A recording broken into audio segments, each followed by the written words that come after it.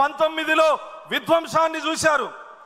ఎలాంటి విధ్వంసం అంటే న్యాయ వ్యవస్థ మీద ఒక ముఖ్యమంత్రికి నమ్మకం లేక న్యాయ వ్యవస్థని విధ్వంసం చేసే విధంగా బహిరంగ లేఖ రాసినటువంటి ముఖ్యమంత్రిని గతంలో చూశారు.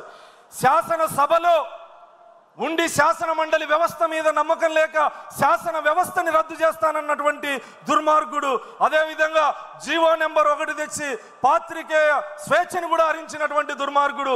అంటే ఏ వ్యవస్థని వదిలిపెట్టకుండా అన్ని వ్యవస్థల్ని నిర్మూలంగా శాశ్వతంగా నాశనం చేసినటువంటి దుర్మార్గుడు. మళ్ళీ చంద్రబాబు నాయుడు గారు మీ అందరి కార్యకర్తల త్యాగాల ఫలితంగా కష్టాల ఫలితంగా మళ్ళీ తెలుగుదేశం జెండా రెపరెపలాడి ప్రభుత్వం లేకొచ్చిన తర్వాత ఎక్కడైతే విధ్వంసం జరిగిందో, ఎక్కడైతే జగన్మోహన్ రెడ్డి విధ్వంసం చేశాడో అక్కడి నుంచి మళ్ళీ పరిపాలన మొదలుపెట్టి ఈరోజు ఉత్తరాంధ్రలో పరిశ్రమలు, రాజధాని నిర్మాణం, రాయలసీమలో కియా లాంటి పరిశ్రమలు గతంలోనే తెచ్చారు. మారుమూల నియోజకవర్గం కర్ణాటక బార్డర్లో ఉన్నటువంటి మడకశిర నియోజకవర్గానికి కూడా డిఫెన్స్ ఫ్యాక్టరీలు తీసుకొస్తున్నటువంటి చరిత్ర కలిగినటువంటి నాయకుడు గౌరవ ముఖ్యమంత్రి చంద్రబాబు నాయుడు గారు.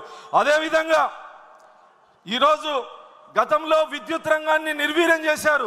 మళ్ళీ గౌరవ ముఖ్యమంత్రి చంద్రబాబు నాయుడు గారి ఆధ్వర్యంలో విద్యుత్ శాఖలో కూడా విప్లవం రాబోతోంది. ఆంధ్రప్రదేశ్ మొత్తం సౌర విద్యుత్తో రాబోతా ఉంది, సోలార్ ప్రాజెక్టులు రాబోతా ఉన్నాయి.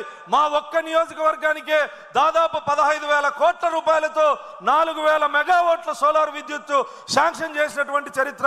అంటే ప్రతి నియోజకవర్గంలోనూ అభివృద్ధి సంక్షేమం 2 కళ్ళుగా భావించి విధ్వంసం ఎంత స్థాయిలో జరిగిందంటే గతంలో ఎస్సీ ఎస్టీ బీసీ మైనారిటీ కాపు కార్పొరేషన్ని పూర్తిగా నిర్వీర్యం చేసి ₹1 రుణం ఇవ్వనటువంటి జగన్మోహన్ రెడ్డి పరిపాలన.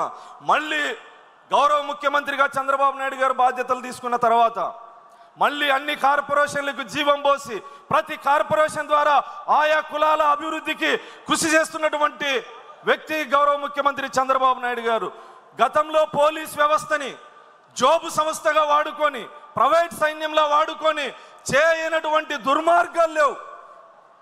తెలుగు ప్రజలు ఆరాధించే చంద్రబాబు నాయుడు గారిని కూడా జైల్లో పెట్టినటువంటి దుర్మార్గుడు.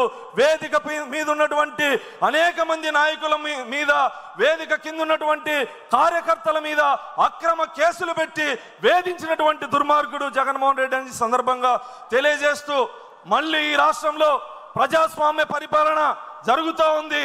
గౌరవ ముఖ్యమంత్రి చంద్రబాబు నాయుడు గారి ఆధ్వర్యంలో పరిశ్రమలు, సాగునీటి ప్రాజెక్టులు, తాగునీటి ప్రాజెక్టులు అన్నీ మళ్ళీ ఆంధ్రప్రదేశ్లో జీవం పోసుకోబోతా ఉన్నాయి.